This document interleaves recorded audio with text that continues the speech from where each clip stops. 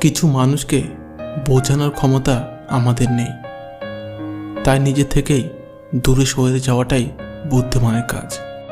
পৃথিবীতে সবচেয়ে নরম জিনিস হচ্ছে মানুষের মন। এটা ভাঙতে কোনো হাতুড়ির প্রয়োজন হয় না, শুধু মুখের কয়েকটি অবহেলিত ভাষাই যথেষ্ট।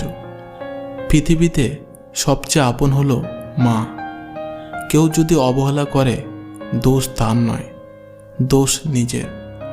কারণ তুমি তার কাছ থেকে বেশি আশা করে ফেলেছ। যদি তুমি গরিব হও, তোমার নিজের আত্মীয়রাও তোমায় দেখে এড়িয়ে যাবে। আর যদি তুমি ধনী হও, তাহলে তোমার দূর সম্পর্কের আত্মীয়রাও রোজ দুবেলা করে তোমার খোঁজ নেবে।